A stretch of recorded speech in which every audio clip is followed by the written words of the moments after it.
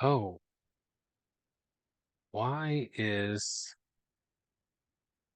that doing? I don't like that that's doing that. Hang on, I'm having a tech moment where my speakers output device here. Would someone please talk on in the meeting? I want to make sure that I'm Testing, testing. Hello? Yep, keep going, keep going. Okay. Uh, Yada yada. I have no idea what to say. I'm staring at a rainbow, unicorn, and llama. Da la da You're da da awesome. You're da. hilarious and awesome. I love you. Why are you? What earth? Why?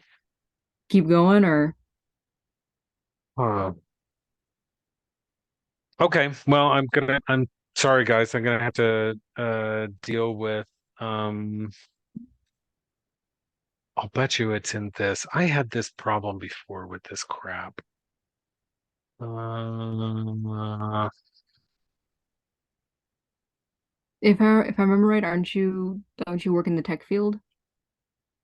oh, you're hilarious. You're so cute. Yes, I do, as a matter of fact. You Hey, block smack. Listen to her. She's like, shouldn't you already know? Yes, I should, but here's the no, funny side. I believe that wherever you work, that is the worst part of your life in your actual life. So like, if you work in tech, all your tech is going to screw up. No, it is an inevitable rule of the universe, I think. Mm. That's absolutely true. And what I'm wondering is why I have so little volume now. Okay, I was able to get it to fix. Ah, right there. Okay, one more test, please. Okay, sorry. I was reading chat. Are you good? Awesome. No, that's great. Yeah. What was going Okay. on was the inbound audio. I didn't know it until now, but the inbound audio was going through my computer speakers, and Oh, nobody out here needs to know that, right? Just right. it's just right here. Yep. Awesome. Cool. All right. So we are recording class now. This I've already described the techniques that we're using in the format for the class. Awesome. Now we're going to dive into the exegesis portion. As you guys know, who have been online for the whole series, um, uh, yeah, that's right. Yeah, yeah, that's right. Um, uh, these last nodes of the tree of death, we're going to cover in a very different way. We're not going to actually astral travel there. We're not going to meet the goetic demons that live there, but we are going to have a really important talk about sort of what these clipoths, these shells or shadows of the Sephiro of the Tree of Life, really represent in a practical sense. And I'm going to approach them from a different tech than OTO standard and current sort of magical canon, which borrows a lot of its provenance from the Ad Astrum system of magic as perfected by we think now, but really by chaos magicians. However, the OTO would strongly disagree that Aleister Crowley perfected it. What he handed them an empty house and a frame and said, "Go populate it and fill it and decorate it, and make it pretty." And his juggernaut of an organization did. And they really are the ones who kind of explored these spaces, but they explored them from a projection of these are Christian demons that we are invoking in a circle and pretty much like holding a gun to their head and saying, "Give us all the shit we want," right? Uh, or we'll never call you again and talk to you, and we're going to leave you in hell.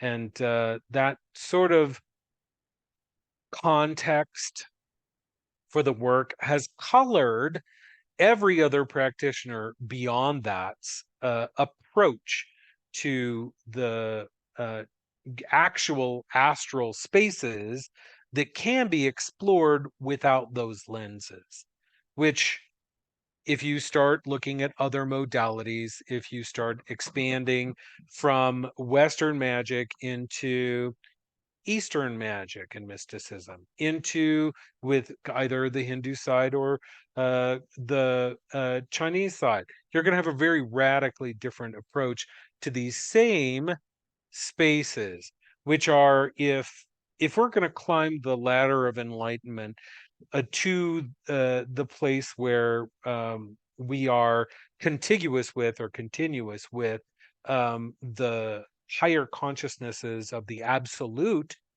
it goes the other direction too, which, by the way, is outward and upward. There is also back, down, inward, and to the left, which will take you on a spiral into these spaces, which, and this is where I kind of wanted to talk about a black white journal. Now, in my first tradition was Alexandrian, so I got up to the second degree in Alexandrian tradition, like when I was 16 to 18. Left the craft, went did other things, became a Buddhist, and then a Hindu, and then a this, and then a that. And I was like, fuck all this. Oh, Jesus, just come home. And I came back to witchcraft. And but what was I saying? Black white journal. That's right. So if that is climbing the ladder into the light of enlightenment, what is the light of enlightenment good for if you don't, like the hermit card, bring it back down from the mountain and shine it on the world, especially into the darkest spaces? Yes, mama. And that's what this series has been doing, right? We started at the very top, we started at the Godhead, and we worked our way all the way down. This is I think it's the 26th class that we've had in this series.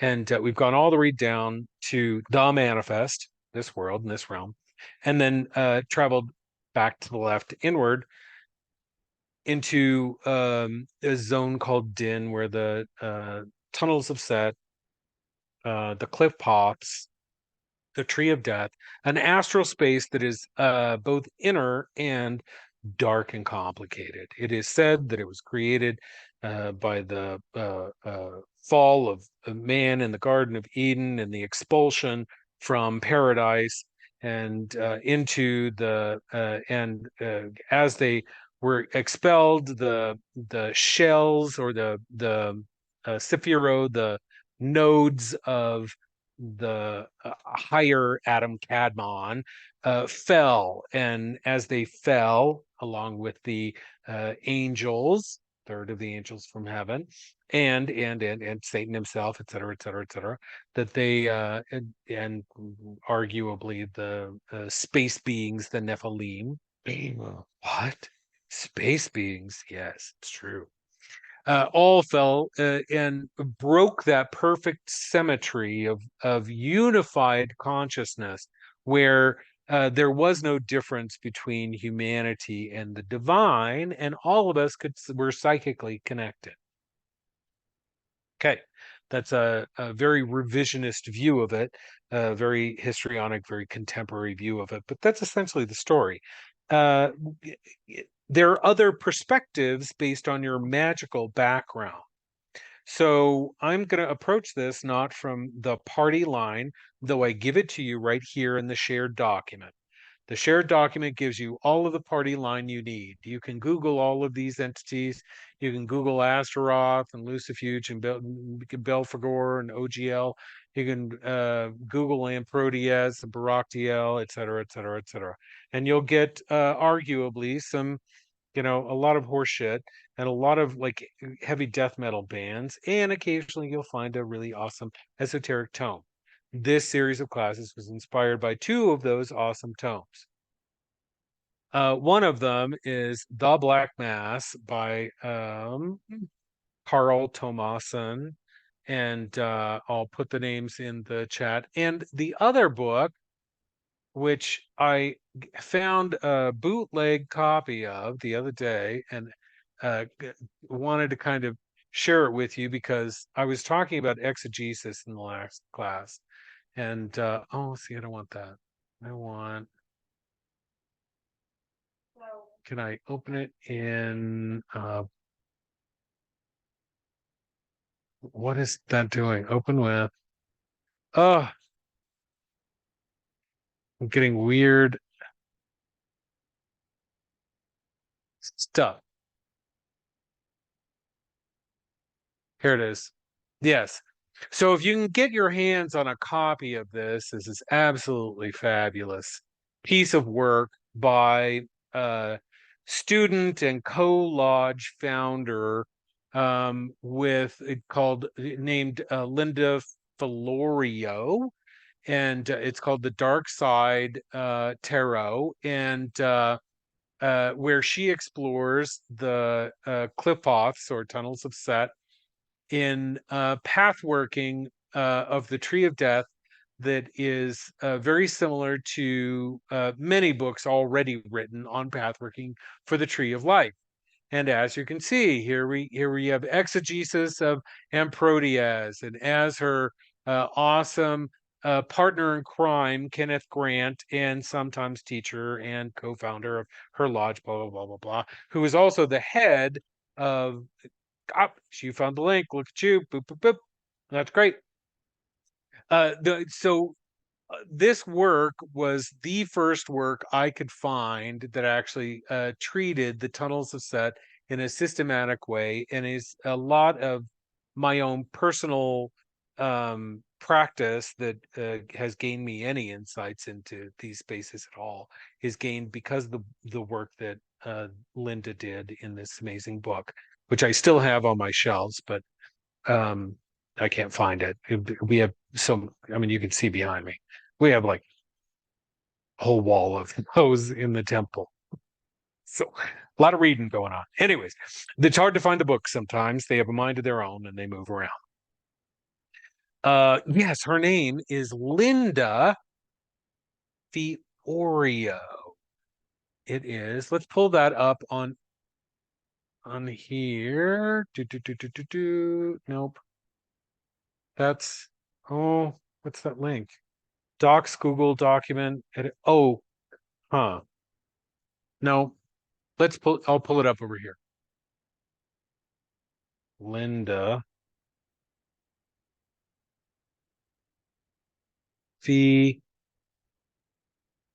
Fiorio, Dark Side Tarot.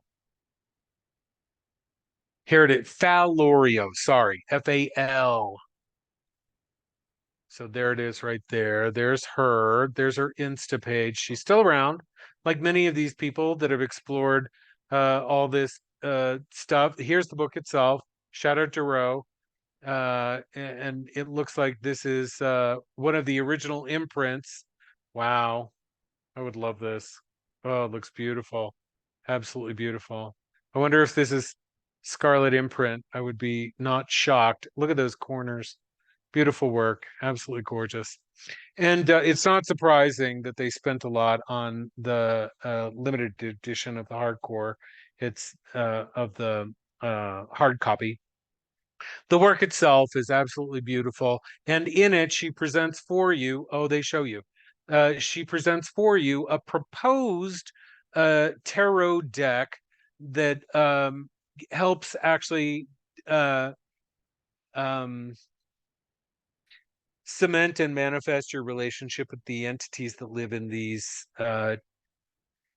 astral spaces, right? So this is actually Characinth, right? This is the card for Characinth, who, if you take a look right here, we see is actually the genius who, and by genius I mean in the sense of genie or Janai, right? The non-corporeal entity that has rule over the tunnel, the 18th of a tunnel, right? So We can see here on our awesome map of the Tree of Death. Oh, where's the 18th? Okay, the 18th is right here. So we're looking at the connection between Lucifuge, which we'll be talking about these entities here in a minute, and Asmodai.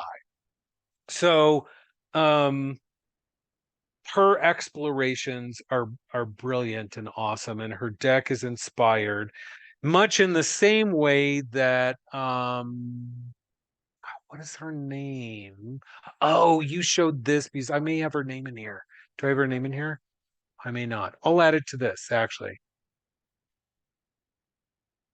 Yeah, I'll add it to this. I'll add a link and her name also to the material. If you don't know about the material, by the way, use the link that is in that Honey Stones posted. That will take you to the shared material. There's a folder of shared material for everyone in Google Drive. You don't, all you need is a Google account, and then you can get into it, but you don't need to actually like do anything with your Google account. But once you're there, you'll see that there's all kinds of stuff. There's a class outline, there's this spreadsheet which has a page for every one of the classes that we've had, that has everything from the actual paths for the pathworking, meditation, the names of genius, color correspondences, and tarot correspondences. Anyways, there are a bunch of help things, as well as images and of previous sigils and. Any questions you have about the material, please come to me. Please also, if you wind up diving into the material and gaining your own personal insight into it, and you want to recycle this material for your own teaching or learning, please just give provenance and let everyone know where it came from. This material is my material.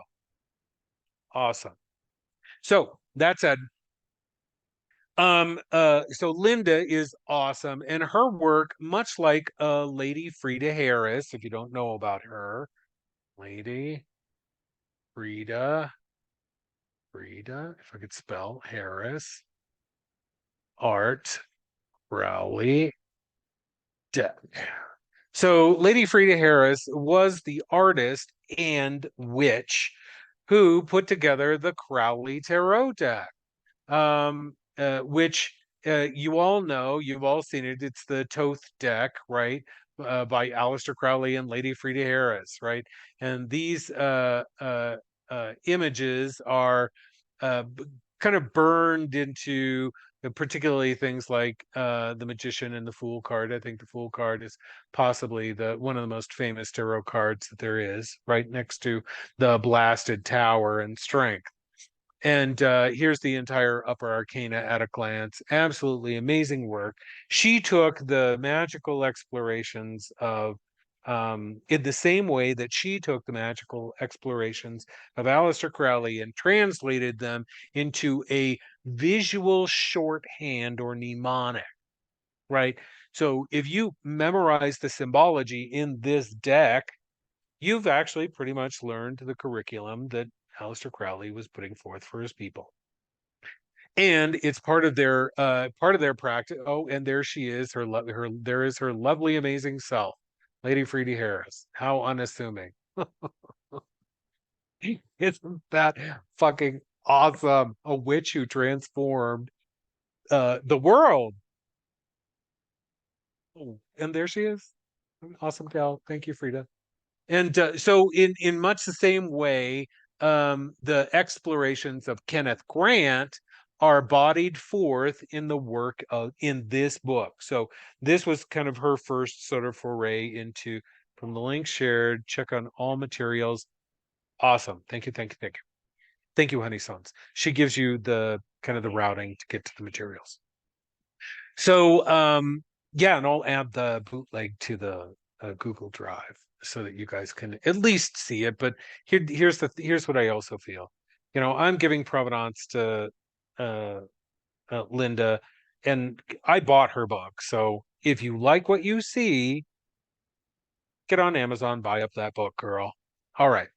That said, um, in much the same way, she took the word of Kenneth Grant and translated it in these cards. Well, Kenneth wasn't so interested in the upper echelons of enlightenment. He really wanted to go back to the left and in. He wanted to look at these inner sort of the mechanics of the darker sides of the human soul and psyche and its connection to astral spaces that are extraterrestrial, interdimensional, not of this world. That if you're familiar with the Lovecraftian mythology, right, that are very similar to some of the entities that are postulated by Lovecraft. But and I talked about this in the last class, right? Lenses, mama, lenses. Oh my God. We can look at entities like Nyarlathotep, who, by the way, is uh, one of these entities on our page over here, the mad god king who wanders the world and smells very bad and wears yellow. And if you meet him, it's bad news. Really, it's already too late if you met him. And yeah, just you're going to be transformed, and your body is going to be gone. So pretty much, it's not fun. Anyways, the lens that he was looking at these entities through was of uptight, sickly, entitled, rich, snotty British schoolboy fucker. Ugh.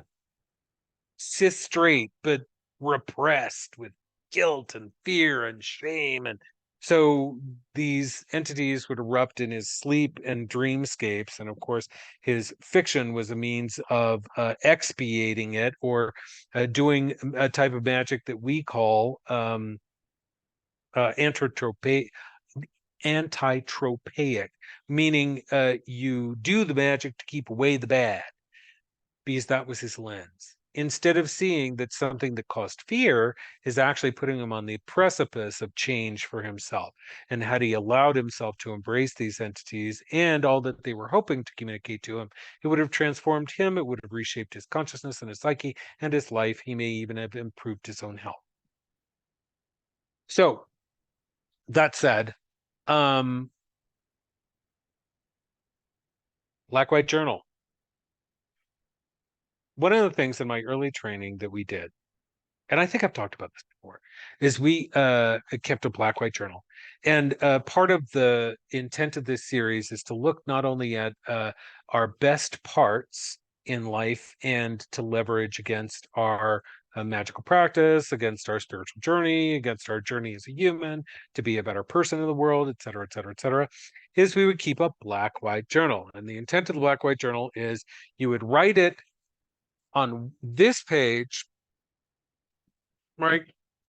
And that's the white side, right? And that's everything that you accomplish, everything you've learned, everything you succeed at, everything that you, all of the talents and the skills that you bring to it, the ways that you improve, blah, blah, blah, blah, blah. And then you would flip the book over and write, going the opposite direction, the black side of your journal, all of the things that were challenges, problematic, nightmares, fears, shames, guilts, horrors, doubts. And by the end of a black white journal, which is a hard look at all of self, the part of self that connects upward to God's soul, and the part of self that connects down and inward to these spaces, interdimensional, extraterrestrial,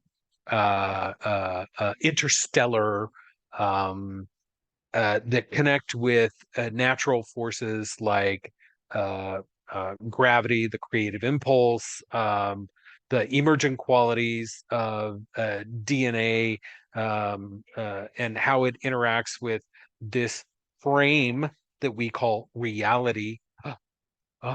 What? Yes, that, all that. Yeah. And go so that you can like look at and unpack human presence, not just as a tribe on this planet, but as a meme in the universe, a thing that carries meaning, a meme.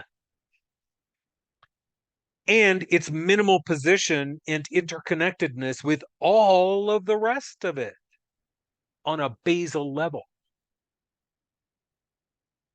That's kind of what this series has tried to do, with the bright side being the white journal and the clip-hots being a look at a dark journal.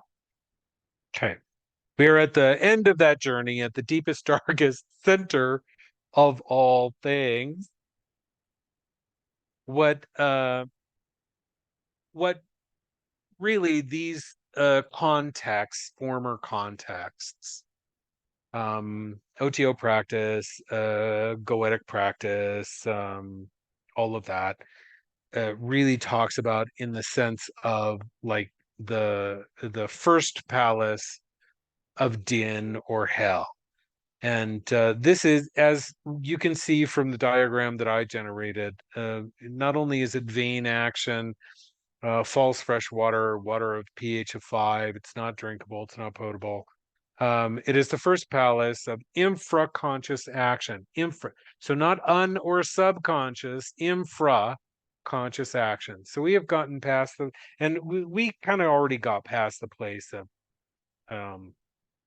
human constructs and human mind being a part of this journey in the last two classes, really.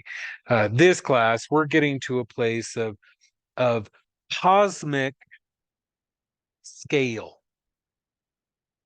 So the only things that can be said to exist in these spaces are Thaumiel, the two-headedness, two-sidedness. And instead of mucking around with Beelzebub, Lucifuge, OGL, Thaumiel, Moloch, and Satan, which have a bunch of fucking baggage and lens that I can't wipe away and get clean so I can get through to you about where we actually are. I'm going to chuck them out, and I'm going to come at this from a very different perspective.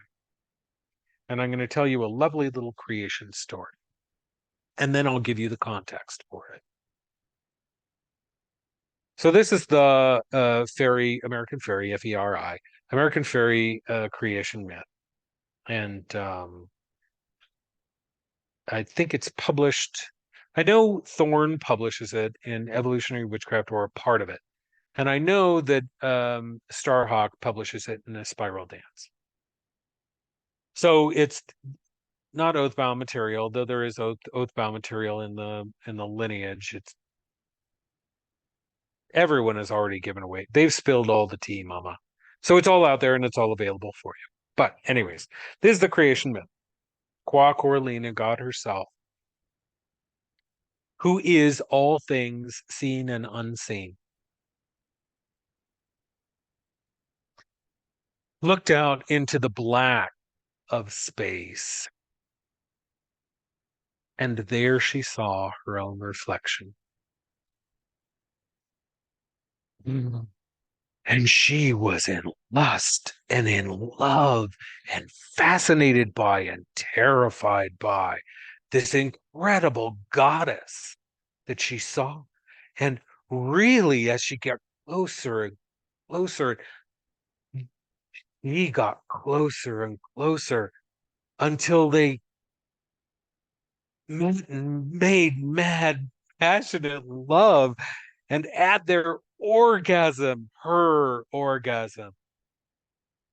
ejaculate created stars in space and the first light here in the universe. The core of the difference between most witchcraft traditions and fairy is the difference between a fertility cult, Wicca, and a sex cult, fairy. We are a sex cult. Part of that is this core and basal belief that the dynamic tension, which includes things like the agonism that we experience as lust, hatred, love, etc., etc., etc., right? Need for, projection onto, codependency with, you and for, you complete me, right? From what was that stupid spy show? Austin Powers. Uh, that these needs to connect, this basal creation instinct, right, is not just human, it is fundamentally cosmic. What is the force of gravity, Mama? Well, we're going deeper and deeper here, even than the forces of gravity. If we were to talk about gravity, really, we would be looking right here in this shell, right? The shell of OGL. And obfuscating, in other words, the hiding, lighting, lying, and the duplicitous omission of truth, right? As well as the impotent hinderers of all power spreading disharmony. With surrounding connections, right, of 11, 16, and 15, right? So we're looking at, if we were to really do this and pull this out, we're looking at what is the Fool when the Fool is not just reversed, but the inverse, right, of the Fool, as well as 15 and 16, right? We're looking at also what happens with an evil emperor, and 16, what happens when your high priestess does not have your best interests at heart.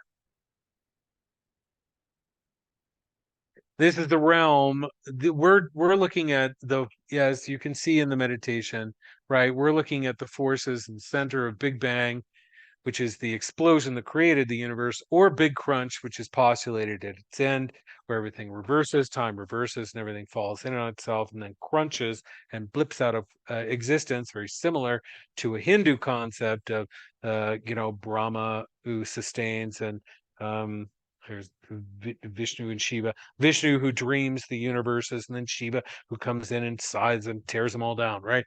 So we're looking at those, or heat death, depending on which physicist you read, right? There's a possibility that we'll just simply expand until we can't expand anymore, and then everything will stand still in heat death. Space sucks all the heat out and it's done, right? All of the complexity of the universe just kind of stops. We're at the derangement of all semblance of ordinary consciousness. We're at the miasmic creative power, the mother of monsters, the original worm, the serpent, the snake, the Nagmani, all Nagas, right? All sea serpents that were involved in stories of creation from the beginning before time, right? For the ancient Egyptians, which I really heavily relate to, it's now Naunet, Cow, Cowcat, Tau, Tautet, which are fiber, moisture, darkness, eternity, expansion, and friction. All of the things that created the universe or structure of physical form. So the spaces that we're occupying now in the tree of death really are the darkest aspects of human nature.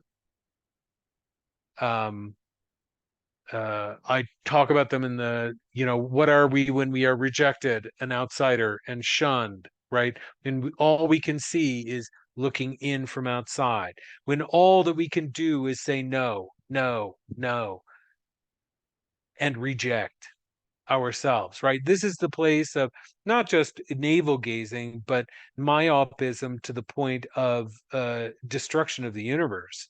This is the deep existence where nihilism, dejection, and meaninglessness have become physical objects. So these spaces also are what happens when adenosine finds thiamine.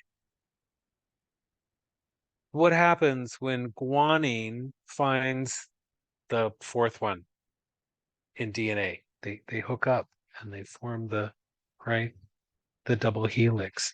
This is what happens when an electron steals a photon. This is what happens when uh, a neutrino or a quark uh, uh, finds their destination in the manifest Planck space. This is what happens when a dream comes true. This is what happens when all that you ever fear is your highest hope and achievement. This is the space of a true yin and yang.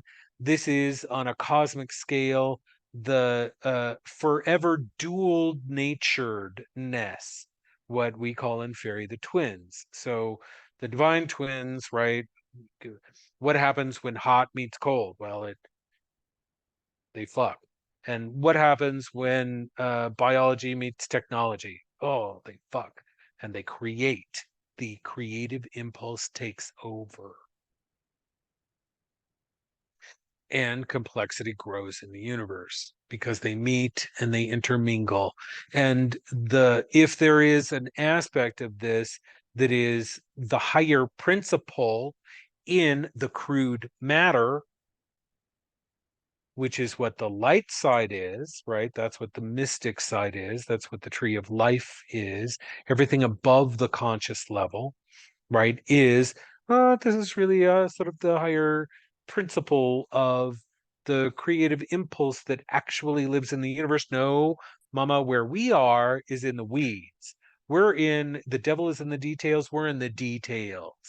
This is the devil. Oh, yes. Thaumiel is Satan.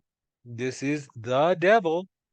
And the devil is DNA. The devil is the creative impulse. The devil is when the goddess of all, who is all things, sees herself and fucks herself and creates the whole fucking universe. Yes. It is what happens when two tribes go to war. Do.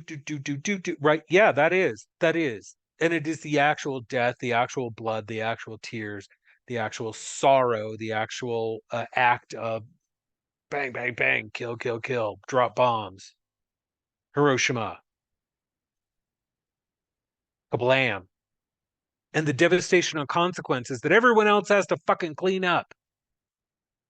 All that is this space. This is the worst of humanity. Now, when we get to the worst of humanity, we get to the most primal and even though it's the deepest and darkest, the whole point of exploring these spaces is the fact that there is a spark of light and divinity in all of it. And it permeates all of it. It's all part of the divine fabric. And what we want to do is really pull what is divine.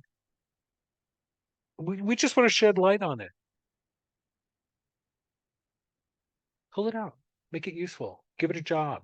What's called feeding demons, right? And that doesn't mean just succumbing to, no, that means really training these impulses towards a productive futurity. Get into the future. And the only way we can get into the future is together, period. I love that line from the Matrix trilogy, said by the Oracle to Neo. And it's completely true. We have to get into the future, and the only way we can do it is together. So these issues that we have to manage.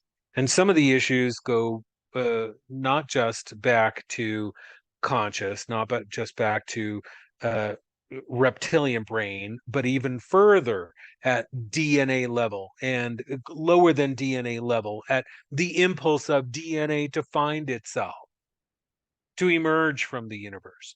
Now, a bunch of different like magicians have various ideas about, and witches have various ideas about what are these. Where does all this come from? What's transmitting this?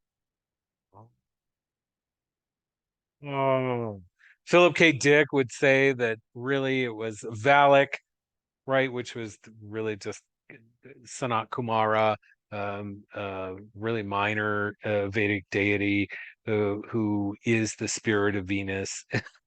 Did you clock that? The spirit of Venus transmitting through a human brain to manifest on Earth. Oh, yes, Mama. It gets weirder. So if Philip K. Dick had connection with a direct plug-in with Sanat Kumara, right? We know that ancient Egyptian pharaohs had a direct plug-in with Sothis, right? What did they shoot all of their pyramids to? That star, as if transmitting directly into the body of the mummy. And Crowley, of course, talked about the law, and who are in the alien space, right? Alien abduction space are the grays, not the browns.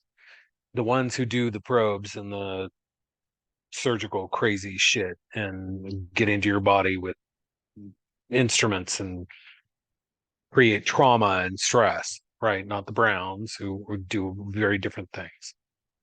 But he had contact with the Lam, who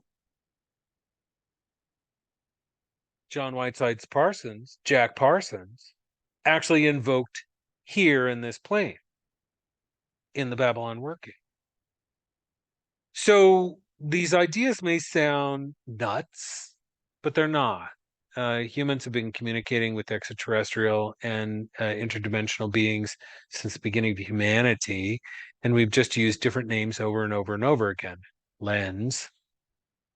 Every culture has its own lens through which it understands these beings.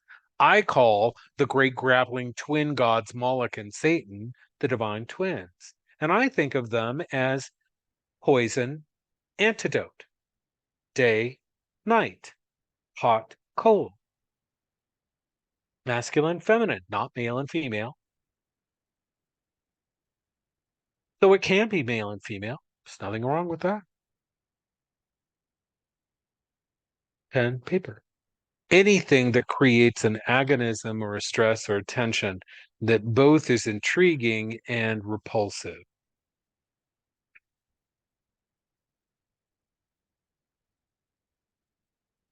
Okay, Satan himself. Herself, they self, themselves. In fairy tradition, we talk about Meliktaus. Meliktaus is the union of the grappling twins. So, in our sort of mythic frame, the lens, we see the divine twins, all two-headedness. When you're of two minds, right? You're still one mind. You're just split about something, right? And you really, this friction creates breakthroughs, and it may create stress and heat, but it also generates light. The light's what's important. That's what we want to focus on. Anyways, when they grapple, fall in love, fuck, union into this, the twin-headed god who at the center of hell. It's awesome. If you see, like, I love the medieval pictures because it's like this huge head monster or this huge mouth, pointy teeth, eating naked people and pooping them out the other side. It's so stupid. Lens. Anyways, the lens that we have of the emergent being from the union of two-headedness is Meliktaus, the god king of this world, who with his seven angels is a benefactor of humanity and kind of help, really, not harms. The seven themselves have been equated by some people in the line with the Nephilim, though a lot of us really doubt that connection. We don't think that that's likely. These are likely extra-dimensional beings. These seven are not the Nephilim. They may be princes or kings of the Nephilim. Who knows? Nephilim are definitely star people. And anyways, is Meliktaus. Meliktaus, fallen Satan, right? also Prometheus, also anyone who really takes notice of the spirit of the bodhisattva, right? The ascended dead person soul who becomes half god and watches out for humanity and helps us out. Some would say David Bowie. She would. I agree. That spirit of take them all in, gather the children, right? That's Meliktaus. And with his feet planted firmly in hell and his tail feathers in heaven, spanning all realms. This divine being guiding the universe and manifestation and the human destiny, all under her hand of love, right? Her hand being I even talked about it just yesterday at the grocery store, right? Restraint is the better part of valor. It used to be an old adage. And God herself, Guacoralina, the divine mother who fucked herself and created the universe, right? Restrains her own child, Meliktaus, the god king of this world, whose 7 angels he would send to decimate the planet. So that he doesn't grow in his hubris. That's our lens and our perspective, right? I'll let you know my personal conversations with Melek typically come in um, uh, uh, uh, uh, streams of consciousness that I try and put to words, some of which make sense, some of which don't, some of which are just words, some of which are poetry, some of which are dialogue about things that are going to happen in the future, which we've clocked on, I think, one poem that's actually in this material, the augmenting material, about school shootings. Anyways, was predicted in that stream of consciousness. Anyway, so Meliktaus, our perspective of him is, and we are have to. I love there's an article by Ron Clark, who, if you don't know, you should. And I'll put his name in the chat. RAWN Clark, and he wrote this great article that it's to Gilliam, it's to everyone. Ron Clark. There we go. And the article was he wrote it for By Which Eye. Great article. And the title of it is All Witches Are Satanists, but Not All Satanists Are Witches. And what he really wound up meaning by that is, magical practitioners and witches very specifically appeal to this entity and the spirit of the god who holds the stang. I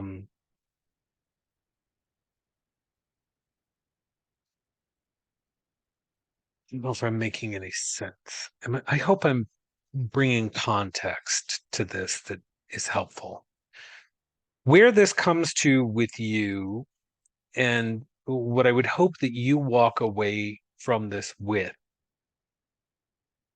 is, yeah, let's do that. Instead of diving into Ron Clark, let's dive into Ron Clark. So one of the important things about this concept, right? I worship a guy named Guy. He used to be a guy. He was actually human. He was an ascended master, then became God, and was originally worshipped as in the form of a bull, and then it kind of transmogrified into the Set beast. This critter who has probably been hunted to extinction because he was associated with Set, and a lot of people didn't like Set. He was the god of the Western Desert, so the Sahara, and uh, um, he was an oasis being, and when he was the brother to Horus, the firstborn of the gods, the second generation gods, right, for ancient Egypt in the Ogdoad, if you wanted to look it up. And he taught all of the gods magic, particularly the Sem ritual. The Sem ritual is where they open the mouth so that in the afterworld, they can speak all of the magic spells that will open all the doors and make shit happen. And so that they can return to Earth and go forth by day.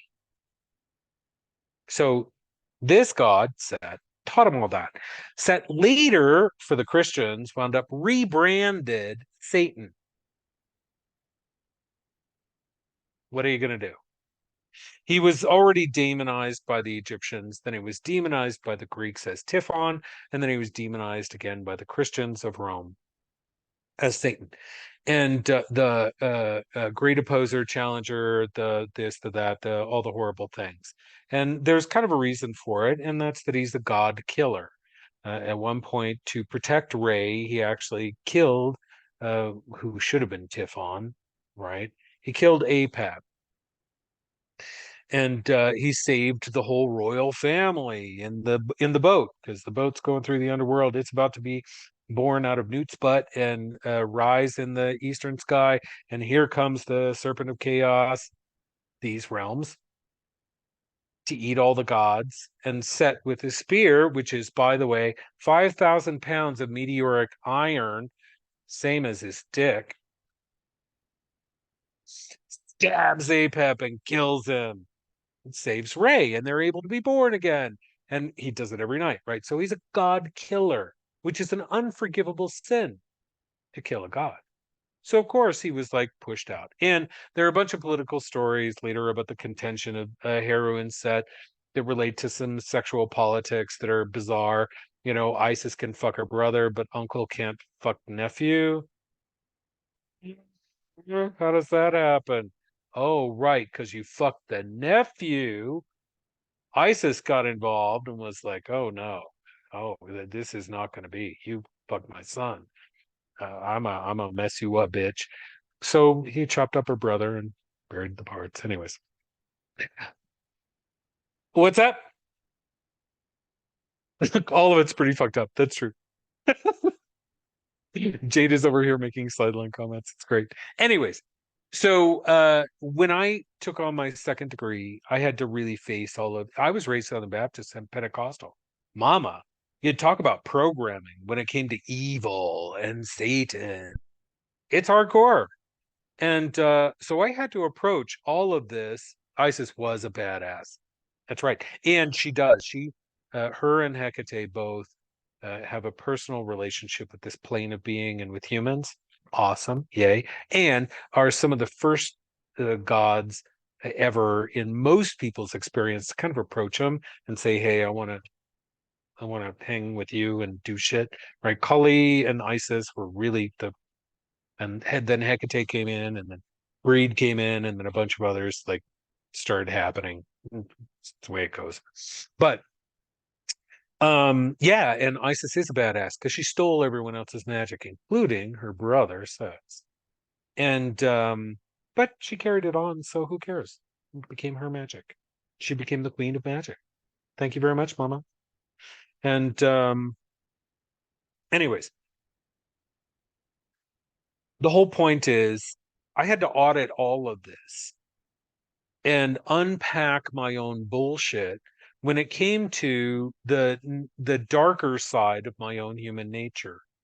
And if I was going to really reject the system of my birth, Pentecostal Southern Baptist Christian, and embrace my own understanding as it was like unfolding by the use of magic, I had to unpack this shit and get rid of the garbage and just chuck it out the window and keep what was useful. Don't throw away the baby with the bathwater, right?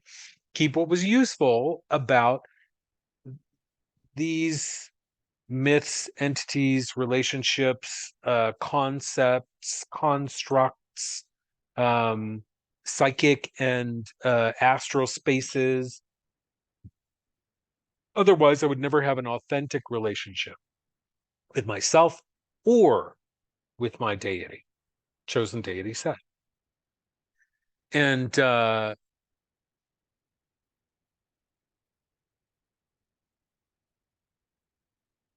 Ron Clark approaches it in this article really beautifully by saying, look, if you're going to be a witch, then you expect to channel and manipulate natural forces.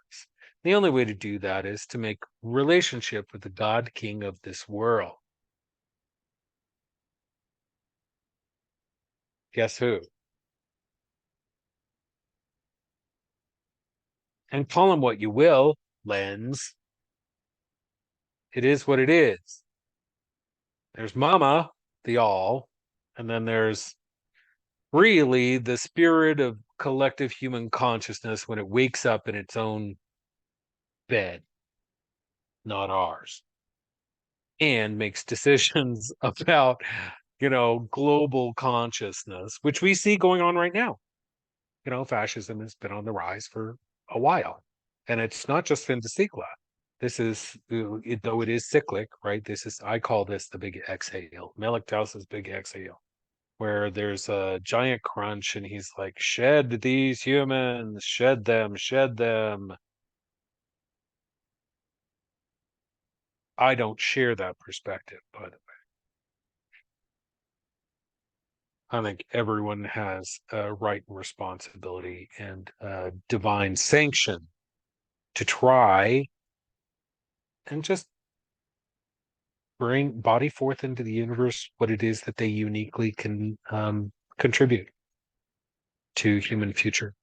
Anyways, that said, this is the space occupied here.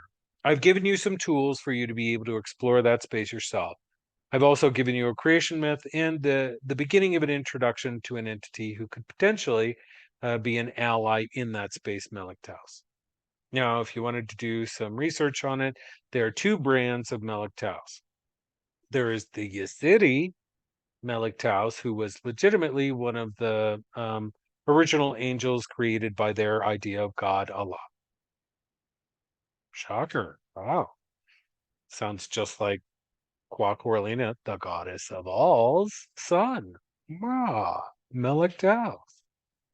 Anyways, and there is a fairy brand of Melektaus, and that material you'll have much harder time trying to find. But this is the tea about Melek.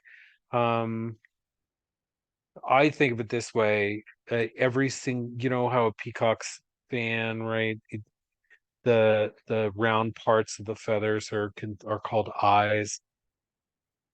I always think of it this way: an eye opens and closes for every witch that's ever born and dies on the planet. And we have a direct relationship, whether we call that name or some other lens's name, with this God King of this world. That if we want to get shit done,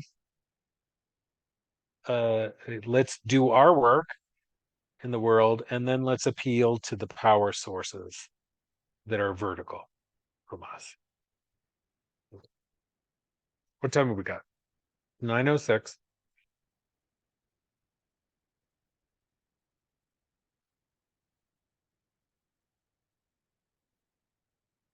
Take a deep breath. Relax.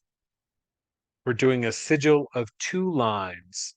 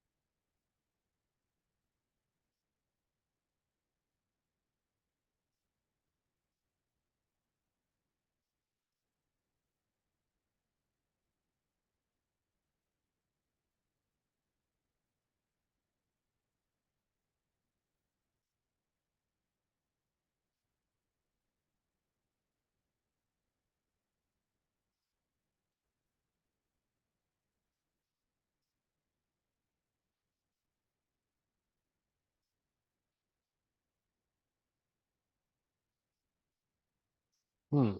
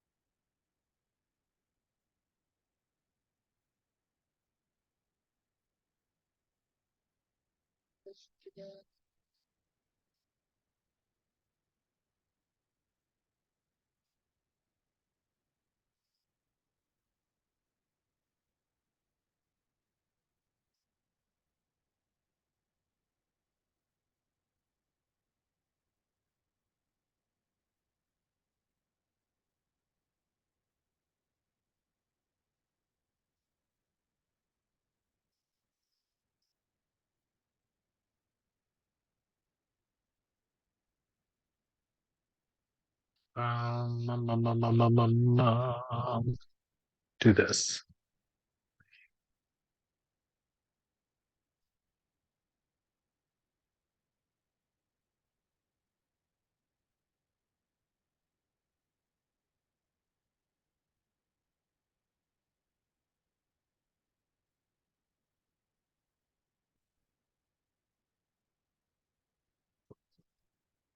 Weird. Like, I guess it's Sunday.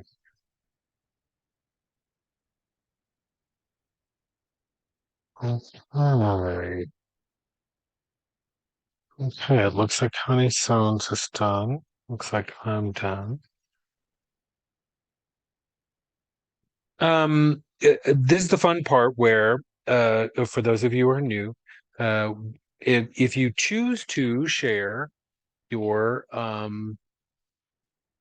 image, you can in the chat so that other people can see the work and we can kind of encourage each other and chat about it and chat about the process and talk about it. And if you find it useful or interesting, I think most of us do find it both useful and interesting to kind of hear other people's process and see other people's work.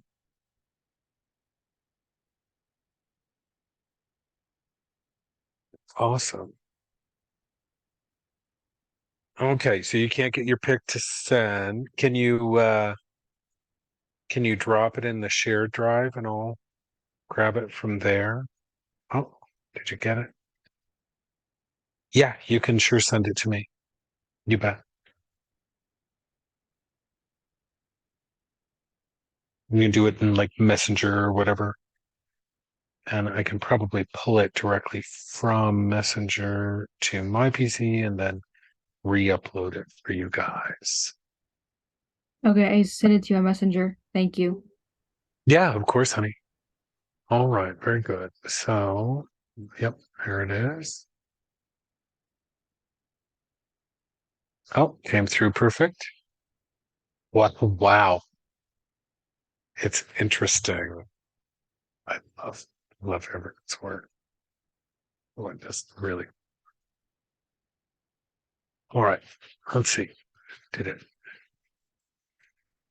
It got there. Awesome. Okay, let's get that puppy in there and send. Just sent you mine via Messenger also. Oh, awesome. Oh, gorgeous. Beautiful, beautiful work. Beautiful work, everyone. This is really, oh, and see, and so I'm curious. This two-line process is like it. I think it really brings out kind of a different perspective. Beautiful, very different. So very different so far. Yeah, uh-huh. From the really filigree, highly complex to this like awesomely organic and almost erotic sort of thing that happened to a really very like classic magic, straightforward. I'm loving them. They're really beautiful and natural looking. Yeah, thank you. Yeah, I really wanted to try and what I kept seeing was images of like flaming leaves on one side, and I don't know if you guys have seen bismuth, the stone.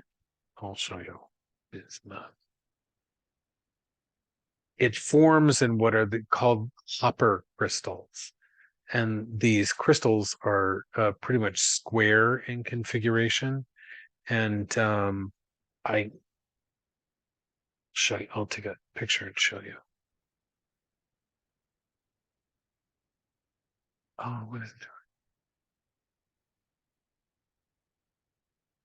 doing?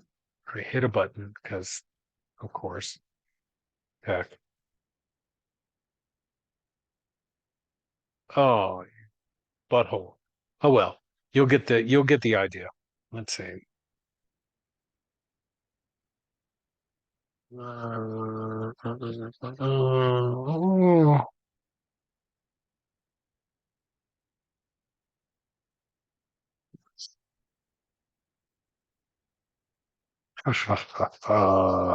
Ways to skin cats.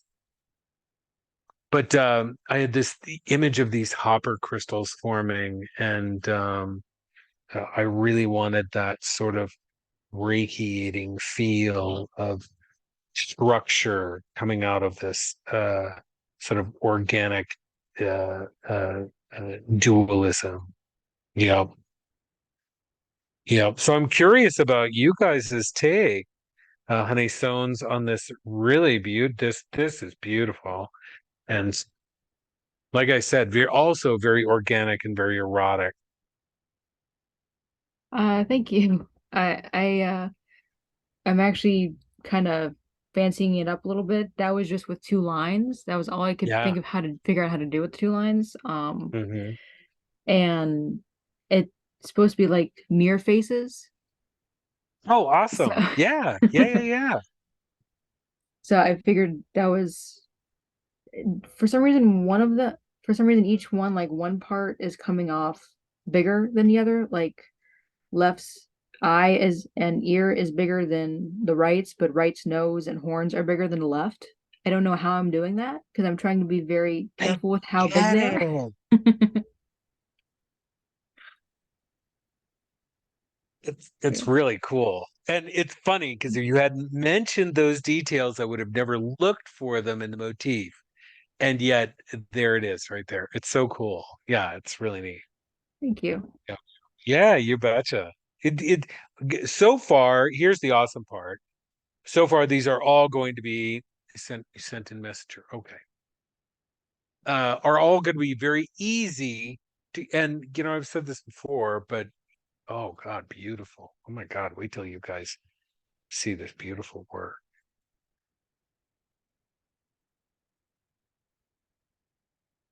There it is. Okay. Are they're all going to be easy to hold in the imagination and cast.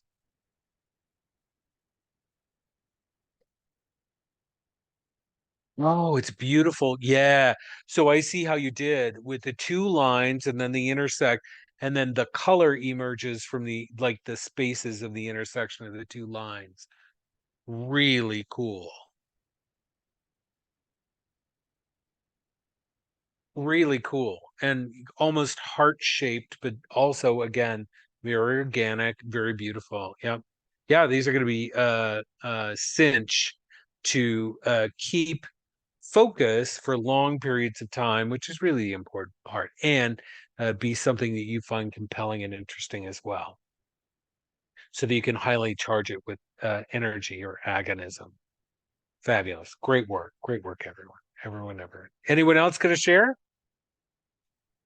Oh, Ms. Adams is just finished. Oh, wow. I can't wait to see this. This is probably going to blow me away. It is blowing me away. There are so many spaces in this. Wow.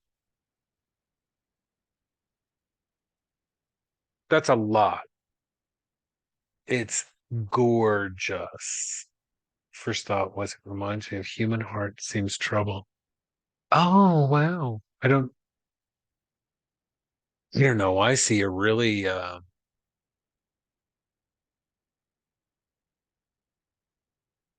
I see a lot of potential here to it's almost like two separate sigils that are interacting with each other from what I see. And I think I see what you mean by the heart in the like median lines of the up down the vertical of the two lines. Yeah. It's very Shen Tatian. Yeah, that's right. It is actually. Yeah, it is. It's complex. So here's the challenge with that is going to be holding this. I would highly encourage you to hold the sigil, like the piece of paper, while you do either your box breath or your orgasmic technique with this. Otherwise, I think you would probably wind up, it would morph in the imagination very easily and would be hard to hold. So you can do that any number of ways. You can even just like circumvent all of it and just have fun with yourself, tape it to a mirror. Yep. Okay. I can't wait to see this. Oh, mama. I see that there were drafts. Yes. This is gorgeous. Wow. I love the gold on it. Yes. Yeah. Same here. It's Yeah. really weird is because I did mine originally in pencil and then I Over it. highlighted Yeah. it with gold. And then Yeah. the one that is, I think it might be Jen's, sent by Charlie Sue. Where did it go? Where'd it go? The one that that's is very linear. the very simple linear lines. No, that one's mine. It's the more That's complex linear lines. oh But yeah, yeah, as yeah, I'm yeah. looking at it, its lines are very Charlie Sue. similar Yeah. to mine. Yeah, there's like Yeah, there's yeah. crossings at the same section. That's right. There are And so, feet on the lines. That's right. Yeah, exactly. Yeah. Yeah. so that's why I was like, wow, we must have been in the same space there. Uh-huh. Yeah. Totally. You've never drawn a sigil before. Well, I'll say this, Charlie Sue. The work that you did is compelling, eerie, beautiful, and fascinating. Now, here's also part of it too. Um, and this is something that I'm really glad that Mrs. Adams mentioned this with their own drawing, that there was an original drawing and then the highlight kind of brought out this additional factor, really powered it up, right? Powered up the sigil hardcore and then sort of solidified the idea, and then the lines fell in place, and then pen could happen and color could happen and all of that. That's a very similar process to my own, where what I'm going to do is I'm going to take my picture, I'm going to Photoshop the fuck out of it, and I'm going to like do layers and layers and layers and layers and layers until I uncover for myself the most compelling and beautiful final expression of what got inspired tonight. And that's the sigil that I'm going to use. So tonight, when Jade's snoring, right, and the dogs are like, get off my bed, you usurper, I'm going to be on my, because they do. It's their bed. They know it. We'll go, what the fuck are you doing in my bed? Anyways, I'm going to be on my phone and with my little electronic pen manipulating and working. So your first iteration is not always the iteration. And it's okay to do versions of your work and allow for the universe and happy mistakes to occur and bring out the parts that you want to accentuate. If you find that this is perfect and beautiful and you want to do this sigil, honey, you did great work. This is really, it's very Shen Tatian, it's very complex, it's very compelling. It obviously it has some darkness in it because it certainly inspired it in other people to see that with first thoughts and first reactions. I love that. That to me tells me it's gritty, it's complex and hard, a hard pill to swallow, jagged little pill, right? And at the same time, it has beauty, symmetry, line, rhythm. It has compelling aspects to it that really are just completely fascinating. And what the eye does on it is follows and retraces and retraces, much like this beautiful work of Mrs. Adams, where, I mean, my God, you know, you can take the whole thing in at once, which makes it easy to cast, but your eye follows the whole thing. And I think everyone did something that is really, everyone else, I think you can take in the sigil with a single look. This one is a little more complicated, and that's why I encourage you to, with your casting, keep a physical copy in front of you, right? It'll just make it easier for you to hold the sigil in your mind and keep it from morphing and changing so that the idea that you set down doesn't get intruded upon by, well, other energies, other forces. We did, we are meditating on the deepest extraterrestrial, transdimensional. So none of that influence, please, right? It's your prayer. You get to hand it up, right? Not them.